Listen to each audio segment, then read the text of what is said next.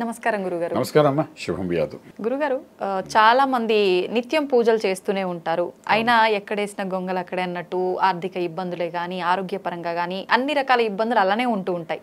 అనుకుంటారు నేను అన్ని రకాల పూజలు చేస్తున్నా, ప్రతిరోజు దేవుడు ఆరాధనలో ఉంటున్నా, అయినా కూడా ఏం లాభం లేదు అని చెప్పి ఏం చేస్తే బాగుంటుంది గురుగారు? అసలు ఎందుకు అలా జరుగుతుందంటారు? చాలా మంచి ప్రశ్న వేశారమ్మా. దీనికి ఆన్సర్స్ 10 రకాలు ఉన్నాయన్నమ్మా. ఎందుకు మీరు ఆడవాళ్ళు కాబట్టి మీ 10 రకాలు చెప్తే మీకు ఏదో ఒకటి ఫాలో అవుతారు. ఫస్ట్ ఆఫ్ ఆల్ మీరు అన్నారే పూజలు చేస్తారు ఏం కాలేదనేది. 3 గంటలకు లేచిపోయి ఇంటి ఇల్లాలు అంటే ఇంట్లో ఆడవాళ్ళు 3:30కి మొత్తం ఇల్లంతా కడిగేసి ముగ్గులు వేసేసి దీపారాధన చేసి ఇంకా అక్కడ కూర్చుంటారు. పక్కన భర్త లేచాడా లేదా, పిల్లలు లేచాడా లేదా, ఏమీ సంబంధం లేదు. 8-9 గంటల వరకు చక్కగా కూర్చొని పూజ చేసేస్తుంటారు. ఫలితం ఏమీ కనిపించదు. ఇప్పుడు ఎలా ఉందంటే ఇది మెడికల్ షాప్ మందు ఉంది, మనం మందులు వాడేద్దాం ఆరోగ్యం కోసం మనం అనుకుంటాం. రకరకాల మందులు ఉన్నాయి కదా, మనకు తెలుసు కదా మందుల పేర్లు. సో అన్ని వాడేద్దాం చక్కగా. మనకి ఇది టానిక్ ఇది వేసుకుంటే బాగుంటుంది, ఆ టానిక్ వేసుకుంటే కలర్ వస్తుంది, ఇక టానిక్ వేసుకుంటే గ్లో వస్తుంది, ఇలాగ ఏదో ఒకటి తినేయాలనుకుంటాం. కానీ డాక్టర్ని కన్సల్ట్ చేస్తే అసలు మీ శరీరంలో ఏం చేస్తే మీరు ఆరోగ్యంగా ఉంటారు అది ఇంపార్టెంట్. డాక్టర్ క్లియర్గా చెప్తారు ఇది ఒక్కటి వేస్తే చాలా నీకేం అక్కర్లేదని. అంటే ఇన్ని మెడిసిన్స్ మన షాప్లో ఉన్నా కూడా మనం ఏమిటి చేయాలి అని ఒక మార్గం ఏదైతే ఉందో ఒక డాక్టర్ చెప్పినట్టుగానే మనం పూజలో కూర్చుని అన్ని అష్టోత్తరాలు చదివిస్తూ కూర్చుంటాం. కానీ మీ నిజ జీవితంలో మీరు జన్మ ఎత్తినందుకు అంటే మానవ జన్మ ఎత్తినందుకు సార్థకం చేసుకోవడానికి మోక్ష మార్గంలో వెళ్ళడానికి మనం ఏ దేవతను కొలవాలి అనేది ఒక ఇంపార్టెంట్ రోల్ ప్లే చేస్తుంది. ఏ దేవతని ఎలా కొలవాలి. సో ఆ దేవతని అలా కొలిచినప్పుడు ఆ దేవత కరుణతో మొత్తం అన్ని మనం ఫాలో అయినట్టు జరుగుతుంది. అంటే మీ ఇంట్లో అన్ని పనులు జరుగుతుంటాయి. సో మనం ఏంటి ఆ దేవత ఎవరు అనేది వంశపారపర్యంగా మన కులదేవతలు కొంతమంది వస్తుంటారు. అలాగే మన గ్రామ దేవతలు వస్తుంటారు. ఈ కులదేవతలు మనం ఏం చేస్తూ ఉంటారో మర్చిపోతాం. మన పెద్దవాళ్ళు మనం చెప్పడం. కొందరు కామాక్షి అని అంటారు, కొందరు మీనాక్షి అంటారు, కొందరు కాచాయని కులదేవత అంటారు. రకరకాల కులదేవతలు అంటే తాత ముత్తాతల నుండి కొలిచిన వాళ్ళు ఇంటి ఇలవేలుపుగా వాళ్ళు చూసిన వాళ్ళు అనమాట. ఆ దేవతకి ఆరాధన చేయడం అనేది చాలా ప్రాశస్యం వేస్తుంది. మన ఇప్పుడున్న జనరేషన్ ఏంటంటే బేసిక్గా ఆ కులదేవత సంగతి ఆల్మోస్ట్ అందరూ మర్చిపోతారు, తెలియదు కూడా. వాడు ఏంటంటే అది కూడా గణపతి, తర్వాత మిగిలిన దేవతలు ఉంటే గణపతి పూజ చేస్తారు. తర్వాత తెల్లారి ఎవరో ఒకటి ఛానల్లో చెప్తారు ఈ దేవతను పూజ చేయ 2 సార్లు మంత్రం చేయి నీ పనులను అయిపోతాడు. వెంటనే దాని మీద స్విచ్ ఆఫ్ అయిపోతాడు. ఆ స్విచ్ ఆఫ్ అయిన తర్వాత ఇంకో స్వామి ఎక్కడో చెప్తాడు ఇంకో మంత్రం, ఇది జరుగుతుంది కష్టైశ్వర్యాలు చేస్తాయంటాడు. సో దాన్ని సెకండ్ లైన్లో పెట్టుకుంటారు. దీని తర్వాత ఇంకో స్వామి చెప్తారు ఇది ఒక్క లైన్ చేస్తే చాలు ఇక నీ ఇంటి నిండా అష్టైశ్వర్యాలు ఉంటాయంటాడు. సో ఈ 3 వదిలేసి దాన్ని ఫస్ట్ ప్రిఫరెన్స్లో పెడతారు ఆడవాళ్ళు. తప్పు అనుకోకుండా ఏది తొందరగా అయిపోతుంది అని అంటే దానికి వెళ్ళిపోతుంటారు. దీని చుట్టూ తిరుగుతుంటుంటారు. వీటన్నిటి ముఖ్యం ఏంటంటే మన జన్మకారకత్వం, మన వంశానికి సంబంధించి మన కులానికి సంబంధించిన దేవత ఉంటారు. సో ఆ దేవత ఎవరు తెలుసుకుని ఆ దేవతకు ఉదయం లేవగానే మొట్టమొదటి సాధన చేయడం చాలా ప్రాశస్యం వహిస్తుంది. ఎలా తెలుస్తుంది గురువుగారు? తెలుస్తుందండి. మనం కొద్దిగా పెద్దవాళ్ళని అనుసరించి అడిగితే వెనక్కి వెళ్ళాలి. కొంచెం మనకు ఓపిక ఉంటుంది చాలా మందికి. వెనక్కి వెళ్ళి తండ్రి తాతగారు వాళ్ళ ఏం కొలిచేరు ఇవన్నీ కూడా మనం అడిగినప్పుడు ఏంటంటే డెఫినెట్గా ఇంటి ఇలవేల పని ఉంటుందన్నమాట. ఇంటి దేవతను ఉంటుందన్నమాట. దేవతలే మళ్ళీ వాళ్ళు ఎలాగంటే కొందరికి వెంకన్నబాబు ఇంటి దేవత ఉంటారు, కొందరికి కామాక్షి అమ్మవారు ఉంటారు, కాచాయని అమ్మవారు ఉంటారు, కొందరికేమో దుర్గా అమ్మవారు ఉంటారు. రకరకాలుగా ఉంటాయి అన్నమాట వాళ్ళకి ఇంట్లోని. ఏదైతే ఉందో ఆ దేవతని ముందు గట్టిగా పట్టుకోవాలి. అది ఎప్పుడైతే పట్టుకుంటామో అప్పుడు ఆ దేవత కానీ కరుణిస్తే అన్నీ వరుసగా ఫాలో అయిపోతాయి. సో అది ముందు తెలుసుకోవడం చాలా ముఖ్యం పడుతుంది. అది మొట్టమొదటి విషయం. ఒకవేళ తెలియని పక్షంలో తెలుస్తున్నాం కూడా. ఎప్పుడైతే మనం పెద్దలను కలుస్తామో వాళ్ళు చెప్తారు. తండ్రి తాత ఎవరికైతే మనం గుర్తుంటాం కదా. తాత వంశానికి సంబంధించిన వాడు ఎవరు ఒకరు ఉంటూనే ఉంటారు కదా. తండ్రికి సంబంధించిన వాడు ఎవరు ఉంటారు. ముత్తాత వాళ్ళు ఎవరు ఉంటారు, కనీసం తాత వరకు ఉంటారు కదా. తాత ఏంటంటే almost 100 years back person. So 100 years back మనకు ఇన్ని దేవతలు లేరు. పాయింట్ ఒప్పుకుంటారా? ఇప్పుడు వచ్చేసారు ఒక పక్క సాయిబాబా అంటారు, ఇంకోరు అంటారు, రకరకాల. ఇప్పుడు లేటెస్ట్గా ఉన్న బాబా అయితే ఇంకా వెంటనే ఇన్సిడెంట్గా ఫలితం ఇచ్చేస్తారు. కాబట్టి వెంకటేశ్వర స్వామి ఎన్నిసార్లు మహత్యాలు చేస్తూ మేము చూశాను మా లైఫ్లోని. రకరకాల మహత్యాలు చేశారు ఆయన. నిదర్శనాలు చూపించారు. ఇప్పుడు ఆయన మన నిదర్శనాల గురించి ఎవరు మాట్లాడరు. ఇప్పుడు సాయిబాబా చేసిన నిదర్శనాల గురించి మాట్లాడుతూ ఉంటారు. అంటే ఈయన దేవుడా కాదా అది different part of it. But ఏంటంటే ఇవన్నీ మనం చూస్తాం. మనకు దైవంగా భావించినప్పుడు మనకు దాని ఫలితం కూడా వస్తూనే ఉంది.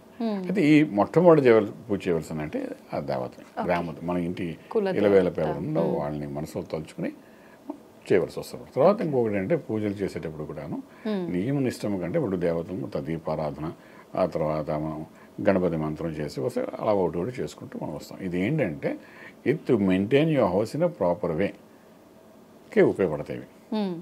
తర్వాత లగ్న ప్రకారం అంటే మళ్ళీ జ్యోతిష్యంలోకి వెళ్తాం మనం అనకండి, లగ్నం ప్రకారము ఆ తల్లి ఎవరైతే పూజ చేస్తున్నారో లేకపోతే ఆ ఇంటి యజమాని ఎవరైతే పూజ చేయాలనుకుంటున్నారో వాళ్ళ లగ్న ప్రకారం పంచమ భావం చెప్తుంది ఏ దేవతను కొలవాలి అని.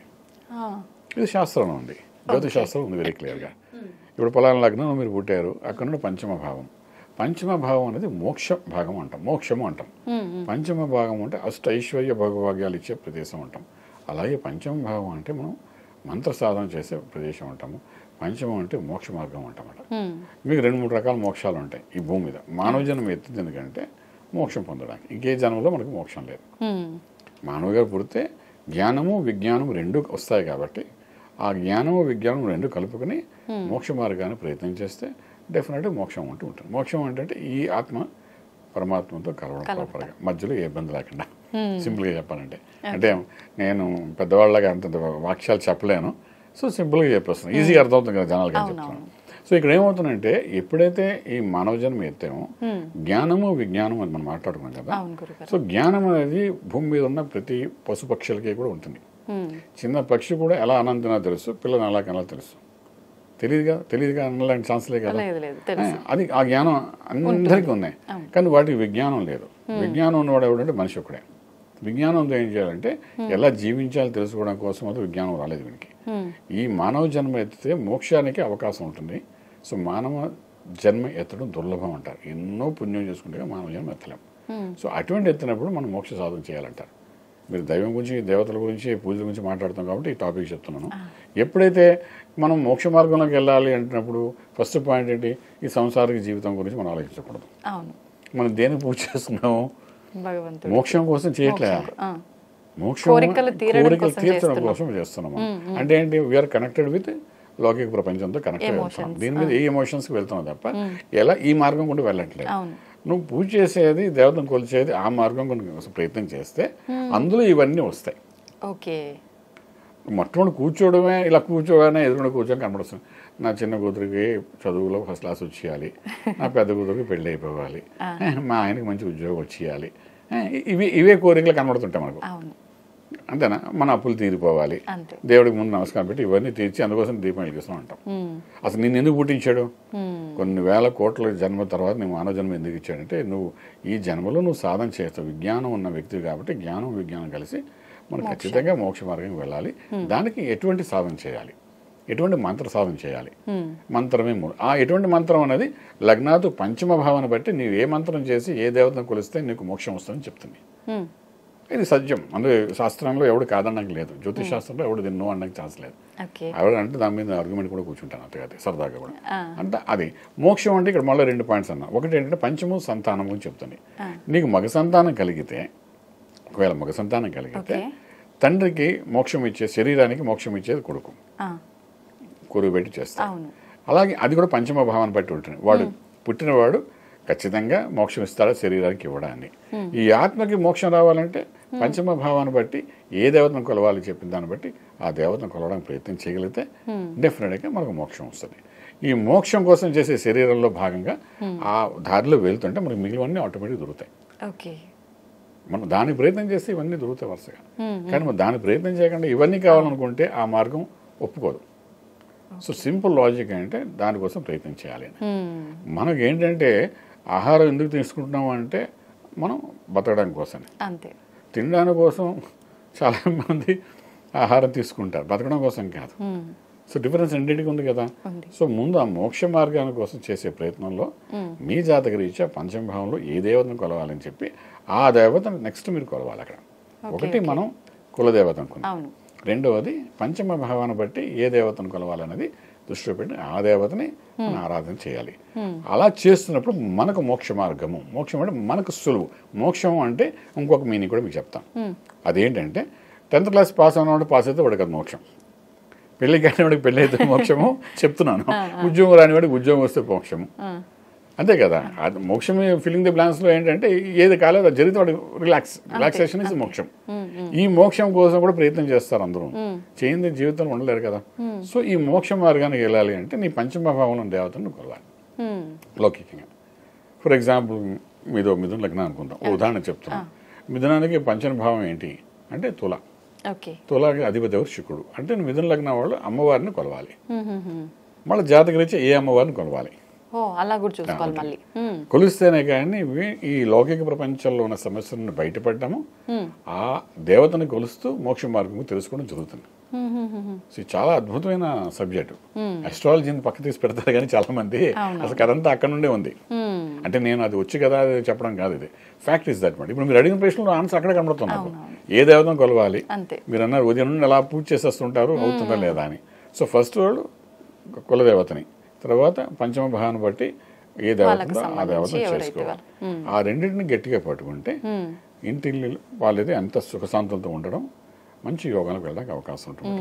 సో ఇవన్నీ రెండు ముందు మర్చిపోయి ఏం చేస్తారంటే రాత్రి టీవీలో చూసింది, యూట్యూబ్లో చూసింది మంత్రాలు ఏమంటే అవన్నీ ప్యాకింగ్ అంతా రెడీ పెట్టుకుని ఉదయం లేచి, అంటే ఎవరిని తప్పు పట్టాను అంటే సరదాగా చెప్పాలి కదా చెప్తున్నాను, ఉదయాన్నే 3:30 లేచి మీరు ఇంకెవరితో సంబంధం లేదని కూర్చుంటారు, కూర్చుని అవన్నీ సాధన చేస్తూ కూర్చుంటారు. అది యూట్యూబ్లో చెప్పిన మంత్రాలు ఎంతవరకు వర్కౌట్ అవుతాయి, అది నిజమా కాదా, అలా తెలుసుకునేవి మనం చేయొచ్చా చేయకూడదా, వాటిని చదవడం వల్ల మంచి జరుగుతుందా చెడు జరుగుతుందా, అదంతా పెద్ద సబ్జెక్ట్. శ్రీ విద్యలో మనం ఉన్నాం కాబట్టి శ్రీ విద్యలో మనకి ఏం చెబుతున్నాం, మంత్రం శరణ్యం, భగవత్ స్వరూపమే బీజాక్ష మంత్రం అంటాం. అటువంటి బీజాక్ష మంత్రాన్ని సాధన చేయాలంటే శ్రీ విద్యలో ఉండాలి, అంటే గురు పరంపరలో ఉండాలి. గురు పరంపరలో గురువు ద్వారా ఉపదేశం తీసుకున్న మంత్రాన్ని ఎప్పుడైతే మనం సాధన చేస్తాం అప్పుడు మోక్ష మార్గం కనబడుతుంది. శ్రీ విద్యలో కూడా చెప్తుంది ఏంటంటే, చక్కగా మీరు శ్రీ విద్యోపాసకులు అన్నా కాబట్టి అందులో ఒక లైన్ చెప్తున్నంటే, మనకు భోగంతో కూడా మోక్షం ఎక్కడ వస్తుందా అంటే శ్రీ విద్యలో వాళ్ళకి వస్తుంది. శ్రీ విద్య నేర్చుకుని అందులో గురు గణపతి బాల మంత్రాన్ని కానీ సాధన చేస్తే డెఫినెట్గా భోగంతో కూడా మోక్షం, అంటే ఇహలోకంలో భోగభాగ్యాలు అనుభవిస్తూ మోక్ష మార్గాన్ని కూడా వస్తుంది, మోక్షాన్ని కూడా వెళ్తాడని చెప్తామాట. అరుదు శ్రీ విద్యలోకి రావడం, అరుదు శ్రీ విద్యోపాసకుడు రావడం చాలా కష్టం. గురు పరంపరలో వచ్చి ఆ విద్యను నేర్చుకోవడం అనేది చాలా కష్టమైన క్లిష్టమైన స్థితిగతి అని చెప్తుంటాం. సో అటువంటి ఆ శ్రీ విద్యలో వచ్చి ఎవరైతే సాధకులుగా ముందుకెళ్తారో డెఫినెట్గా వాళ్ళకి వాళ్ళ దేవత ఎవరో తెలుస్తుంది, ఏ మంత్ర సాధన చేయాలో వాళ్ళకి తెలుస్తుంది, సాధన ఎంత చేయాలి ఎలా చేయాలి పద్ధతి తెలుస్తుంది. అన్నిటికన్నా ముఖ్యం ఏంటంటే బీజాక్ష మంత్రమే భగవత్ స్వరూపం అంటా నేను. ఆ బీజాక్ష మంత్రానికి ఎంత విలువతో ఎంత భావనతో చేయాలన్నది తెలుసుకునేది శ్రీ విద్యలోనే. సో ఆ విధంగా తెలుసుకుంటూ ముందుకెళ్ళడానికి ప్రయత్నించగలిగితే డెఫినెట్గా 3-4 గంటలు కూర్చోకల కరెక్ట్గా అరగంట కూర్చుని పూజ చేస్తే తెల్లారితే వాళ్ళకి ఫలితం కనబడిపోతుంది. అంత అద్భుతమైన శాస్త్రాన్ని మనకు భగవంతుడు గురు పరంపరలో మనకు చెప్పారు. సో అవి నేర్చుకుని ముందుకు వెళ్ళడానికి ప్రయత్నం చేయగలిగితే మాత్రం డెఫినెట్గా రాజమార్గంలో రాజ్యం పొందుతారు. గురుగారు, రూపాలు వేరు కానీ భగవంతుడు ఒక్కడే అని అంటుంటారు కదా, మరి మనం ఏ రూపంలో కొలిస్తే ఏముంది, కులదైవం అయితే ఏంటి, ఏ రూపం అయితే ఏముంది అని అడిగే వాళ్ళు కూడా ఉంటారు కదా గురుగారు. మరి దానికి మీరు బట్టల షాప్కి వెళ్ళి ఆ బట్టని ఇలా చుట్టేసుకుని బయట తిరగడానికి వెళ్ళిపోండి. బట్టల షాప్కి వెళ్ళి తానులో బట్ట తీసేసుకుని నాకు నచ్చింది తుడుచుకుని ఇలా కట్టేసుకుని వీధులందరూ కలవడానికి వెళ్ళిపోతారండి. మీరు లేదు ఏం చేస్తారు దాన్ని, దానికి ఒక ప్రణాళిక ఉంటుంది కదా గురువు గారు, దాన్ని కుడతారు, షర్ట్ ఎలా కుట్టాలి, ప్యాంట్ ఎలా కుట్టాలి, ఇవన్నీ చేస్తే దానికి రూపం వస్తే అమ్మాయి ఈ రూపంలో వేసుకుంటే నేను నడవగలను, లేకపోతే నాకు నడవడం కష్టం, చూసేవాడే కష్టం, నడిస్తే మనమే పడిపోతాం, ఇంత కష్టాలు ఉన్నాయి కదా. అదొక రూపం ఇదొక రూపం, మరి ఆ రూపంలో మనం వేసేసుకోవచ్చు కదా. ఒక రాయి ఉంది అదో రూపము, దాన్ని బట్టి మనం పూజ చేసేయట్లే కదా, అదో రూపాంతరం చెందితేనే అది శిలలా తయారవుతుంది, ఆ శిలకి మనం పూజ చేస్తున్నాము అంతే కదా, లేకపోతే అది కూడా రాయే కదండి. సో మీరు చెప్పిన ప్రశ్నకి ఆన్సర్ అక్కడే ఉంది ఇక్కడ. అంటే రూపాలు వేరున్నా ఇవన్నీ అనే దానికంటే మనకు భగవంతుడి యొక్క రూపం అనేది మనకు తెలియదు, మనం పూర్వీకులు ఏం తెలియదు కాబట్టి డెఫినెట్గా ఒక రూపాన్ని అప్పటి నుండి చెప్పుకుంటూ వచ్చారు. శ్రీ విద్యలో చెప్పుకుని వచ్చారు, గురు పరంపరలో చెప్పుకుని వచ్చారు, శంకరాచార్య వారి యొక్క పరంపరలో మనం చెప్పారు రూపం ఎలాగుంటుంది, ఏ రూపంలో కొలవాలి, ఏదో ఒక ఏకాగ్రత చేయడానికి ఏదో ఒక రూపాన్ని మనం ఏ విధంగా తీసుకోవాలి, ఇవన్నీ మనకు శ్రీ విద్యలో నేర్పి ఉన్నవే. సో అలాగే రకరకాల రూపాలున్నాయి, ఒకటే భగవంతుడు అనే దానికి అలా రకరకాలు మనకు ఉన్నాయి. కానీ నేను చెప్పేది అంటే ఏదో ఒక దాంట్లో మనం ఏకాగ్రత చేసినప్పుడే ఫలితం అనేది మాకు కనబడుతుంది. కాబట్టి ఒక్కొక్కరికి రాముడి మీద ఏకాగ్రత ఉంటాయి, ఒకటి కృష్ణుడి మీద ఉంటాయి, ఒకటి అమ్మవారి మీద ఉంటాయి. అసలు శ్రీకృష్ణుడు అంటే చాలా మందికి ఇష్టం ఉంటుంది, వెన్న తిన్న కృష్ణుడు అంటే ఇష్టం ఉంటుంది, గోపాలుడు అంటే ఇష్టం ఉంటుంది, అందరూ ఒకటే. అంటే చిన్నప్పుడు వెన్న తింటాడు చూసారా, ఆ కృష్ణుడు అంటేనే ఇష్టం వాళ్ళకి. మళ్ళీ రెండో వాడికి ఇష్టం ఉండదు వాళ్ళకి. మీరు నమ్మరు, మళ్ళీ అది ఇది ఒకటే దేవుడే. సో ఒకే దేవుడు రూపం మారేసరికి అసలు నచ్చదు వాళ్ళకి. మీరు గుజరాత్ వెళ్ళండి, 90% ఇళ్లలో మీకు చిన్ని కృష్ణుడు వెనక పెట్టుకుని ఫోటో పెట్టుకుంటారు. వాళ్ళకి ఎంత ఇష్టమో వెనగొని తిన. మళ్ళీ పిల్లలు కూడా వాయించే వద్దంట. అలాగేంటంటే మత్ భావం తద్భావతి అన్నట్టుగా మన భావాన్ని బట్టి మన ఆత్మలో ఎటువంటి భావంతో మనం ఉన్నామో ఆ భావాన్ని రూపంగా మార్చుకుని దాన్ని మనం కొలుచుకుంటూ ముందుకు వెళ్తే మనం చేసే సాధనలో ఎటువంటి ఇబ్బంది లేకుండా మోక్ష మార్గం పొందడానికి అవకాశం ఉంటుంది. అలాగే గురుగారు, ధన్యవాదాలు గురుగారు. శుభం బియాద్.